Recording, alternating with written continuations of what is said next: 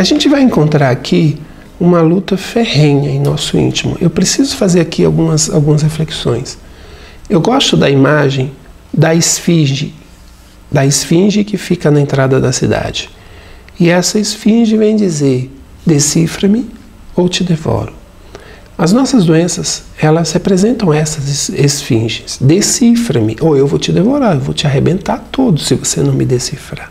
Então, ela está aqui não para ser destruída, não para ser combatida, não para ser eliminada, mas ela está aqui para ser decifrada. Ela está aqui para ser compreendida. Entendi. Mas, é claro, nós, daqui a pouco a gente vai refletir até um pouco mais sobre isso, nós não fomos educados para isso. Nós estamos na educação do combate, da guerra. E falar em guerra, né, a gente precisa voltar a essa ideia. Está acontecendo uma guerra aqui. Uma guerra, a primeira guerra que a gente vai fazer referência. É a guerra dessa essência que quer sobrepujar um estado de inconsciência e essa inconsciência que quer manter a situação, o status quo, quer manter a condição vigente. Então haverá um atrito. Eu vou fazer a interpretação que essa é a luta que Paulo de Tarso se refere ao bom combate. Eu aprendi e entendo que esse é o combate, é a grande batalha que a Arjuna é convocado por Krishna. Então, quando Krishna se apresenta diante de Arjuna, lá no Bhagavad Gita, e vem convidá-la a uma grande batalha, é essa batalha, é essa grande luta. E que luta que é essa, né? E, na verdade, essa deveria ser a grande e única luta em que nós estamos, ou deveríamos estar envolvidos. Porém, é sempre bom estar destacando. Essa luta, essa batalha, ela não tem por objetivo a destruição de absolutamente nada, nem de ninguém. Não é uma luta que acaba com algo, que finaliza algo. Essa luta, ela tem um objetivo diferenciado: agregar, unir, complementar, esclarecer, iluminar.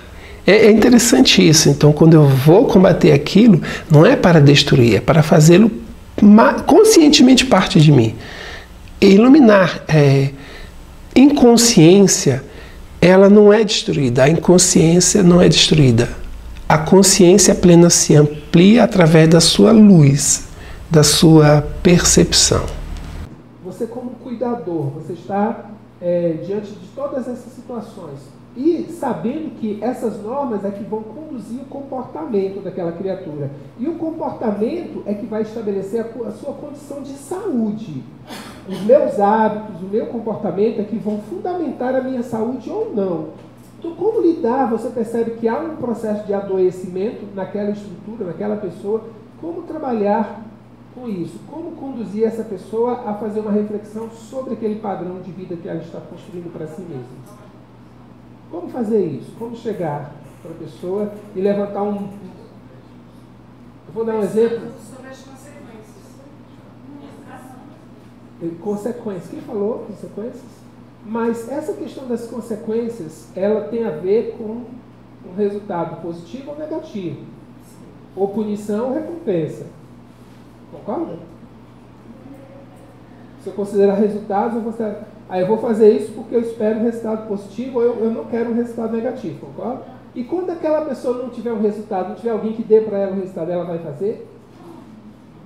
Então, essas questões precisam... Quando você está conversando com o paciente o tempo inteiro, e a fala, você tem que saber a história dele, você tem que saber da infância dele, da adolescência dele, você tem que saber do convívio familiar, da rotina, dos hábitos. Para quê? É só curiosidade para escolher o remédio? É importante para ajudar a escolher o remédio, mas é importante para que a própria pessoa esteja refletindo sobre a sua realidade, que nem sempre ela tem uma noção do que ela está fazendo. Ela está num movimento automático, um piloto automático que ela não tem a percepção. Então, quando eu sei e eu questiono, mas por que você faz isso? Por que você deixou de fazer aquilo outro? Porque lá em casa todo mundo faz. Mas por que todo mundo faz? Tem uma história interessante de um casal muito jovem, 17, 18 anos, casaram. Casaram, resolveram casar, e eles foram para a casa dele. Chegou lá, o primeiro almoço que a esposa foi fazer, a jovem esposa foi fazer, ela preparou um peixe assado. E ela preparou em 4 pequenas bandejas pequeninas, assim, um peixe assado. E o marido, o jovem esposo, comeu, nossa, que delícia e tal. Mas por que você fez assim? Por que você fez nessa bandeja pequena? Ah, isso aqui é tradição de família, isso aqui eu já aprendi com a minha mãe. E a mãe, muito jovem também, teve a oportunidade, o rapaz encontrou com ela e falou, mas e aí? A gente teve um almoço, e aí a fulana fez lá um peixe, mas eu achei interessante que ela fez em 4 bandejas, poderia ter feito, eu comprei uma bandeja grande para isso. Ah não, mas isso é assim, minha mãe também me ensinou assim, a avó dela ensinou assim. Bom, ele conversou com a avó, e a bisavó também ia me dar um. E a avó também deu a mesma resposta. Então eu vou conversar com a bisa quando a gente encontrar com ela. Uma bela reunião de família, chegou a bisa. Foi uma curiosidade. Por que acontece? Ela disse, filha, é porque quando eu casei, a gente tinha lá em casa, eu só tinha um forno bem pequenininho. Eu tinha que colocar a bandeja pequena no forno, porque só cabia daquele tamanho. Então hoje, mesmo tendo um forno grande, ela continua com aquele olhar, mas no olhar da avó, da filha e da neta, era por conta de uma tradição de família, porque elas viram fazendo aquilo, ela viu e repetiu. A bisavó não, ela tinha um motivo para estar fazendo, eu faço isso por causa de uma necessidade, eu faço isso por causa de uma limitação, eu faço isso por causa de um desejo que eu tenho, enfim, mas ela tem uma explicação. E as outras apenas observam e repetem, observam e repetem. Até que ponto o simples obedecer às normas conduzem a gente a um comportamento padronizado. E esse comportamento padronizado alimenta vários e vários processos patológicos, principalmente ligados à depressão e ansiedade. O passado e o futuro. Depressão. Então vejam bem, por favor, reflitam todos conosco.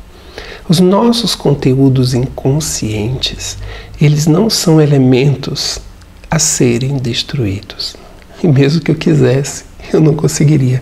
Aqui a gente pode pensar naquele recado que Emmanuel deixa com Chico, né? Quando ele diz assim, nós não podemos voltar e fazer um novo começo. Mas a partir de hoje nós podemos estabelecer um novo final. É isso. Eu vou ter noção de tudo que foi, de tudo que é, e a partir dessa noção transformar, mudar o rumo, mudar a direção. Um novo ser está se fazendo. Esse processo eu vou fazer a interpretação também como se fosse uma grande escada. E eu estou subindo os degraus aí da evolução da consciência. E quando eu chego lá no 20º degrau, eu não vou ter eliminado os outros 19. Estando nesse degrau, não quer dizer que os outros 19 são jogados fora. Aliás, e verdadeiramente, se eu tirar qualquer um deles, a escada em toda a sua estrutura cai. Então, cada situação que eu vou vivenciando, consciente ou não, ela vai se assentando no meu ser.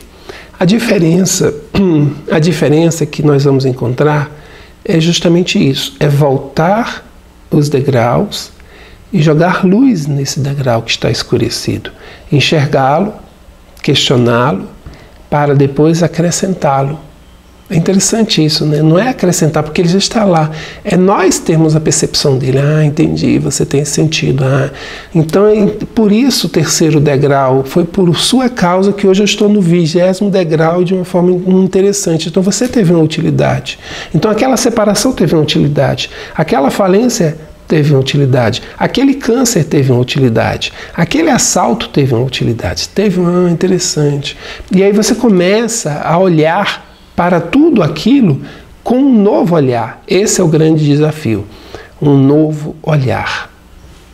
Como você está percebendo, essa é uma luta diferente.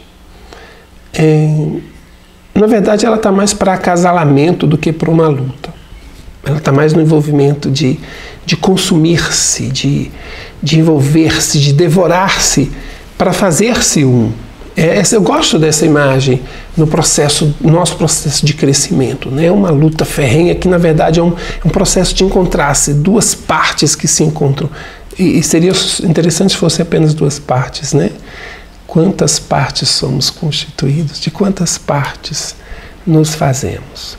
Um dos elementos que se perderam é que nós vivemos buscando papéis, nós vivemos colocando máscaras, personas, e ao mesmo tempo nós estamos abandonando os nossos papéis primordiais. Então, aos pais, e não só nós pais e mães, mas aos pais com os quais nós vamos lidar. Primeira coisa que nós precisamos fazer é fazer com que eles encontrem o seu papel de pai. O que é ser pai? O que é ser mãe? Qual é a sua função? Como é ser pai? Eu vou te ensinar a ser pai? É possível. Mas você não é pai. Talvez eu seja pai. Eu possa te ajudar. Mas não é porque eu sou pai ou não sou pai que eu vou te ajudar. Eu vou te ajudar porque eu quero que você se encontre como pai. Porque todos os pais são diferentes, embora tenham funções básicas iguais. Mas na sua casa, o jeito é diferente da casa do vizinho, do outro vizinho, do outro vizinho. Irmãos gêmeos cuidam de suas famílias de formas diferentes. A estrutura toda é diferente. Como lidar com essas diferenças? Então, a gente precisa entender, e eu quero que isso fique muito gravado no íntimo de vocês, tudo parte desse referencial, consciência, enquanto elemento ordenador de situação no tempo e no espaço. A minha consciência me diz onde eu estou, o que eu estou fazendo, qual o resultado do que eu estou fazendo e por que eu estou fazendo isso. É muito nítido para mim. O que você está fazendo? Eu estou fazendo isso. Por quê? Por isso, por isso, por isso. O que você espera? Eu espero isso, isso. Isso é claro, é nítido. Eu não tenho expectativas, eu não tenho ilusões. É claro para mim, eu sei exatamente.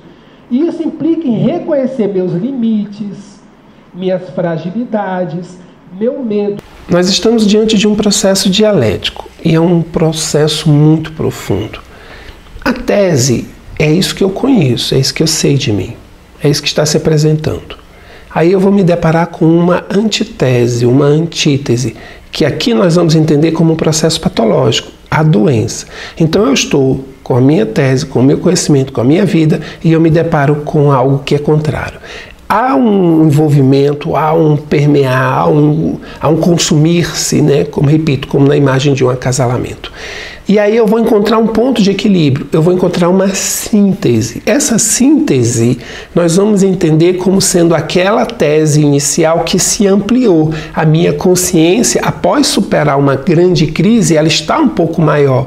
Ufa, que legal e tal. Mas para que ela está maior? Porque o que vem em termos de antítese, antitese, também é maior por sua vez. Então a luta será mais ferrenha. Tem um ditado que diz assim, né? Nossa, quanto mais eu rezo, mais assombração me aparece. É isso que está acontecendo. Então eu me tornei robusto, eu me tornei forte, eu me tornei consistente. Ah, legal. Agora vem outra pancadona e eu, pô, e agora? Vamos à luta, vamos à luta. E quando eu saio dela, eu saio mais forte. E assim sucessivamente. Agora, não sei quando é que isso termina. Eu não sei, não faço a menor ideia de quando isso termina. Superação, crescimento, o nosso entendimento, o nosso nível existencial, ele não nos permite ver o que tem a partir de um determinado limite. Nós não conseguimos enxergar as nossas origens e nem conseguimos perceber os nossos destinos, mas a gente já começa a vislumbrar. Só que quanto mais esse meio termo entre aquilo que me foi construído, aquilo que é a minha essência e aquilo que eu vou me tornar e recuperar essa essência, entre esse espaço desconhecido de mim para comigo mesmo, é que está a minha grande batalha, é que está a minha grande luta. Para retomar o que já foi, que na verdade é o que será. E é um grande se eu for considerado dessa forma.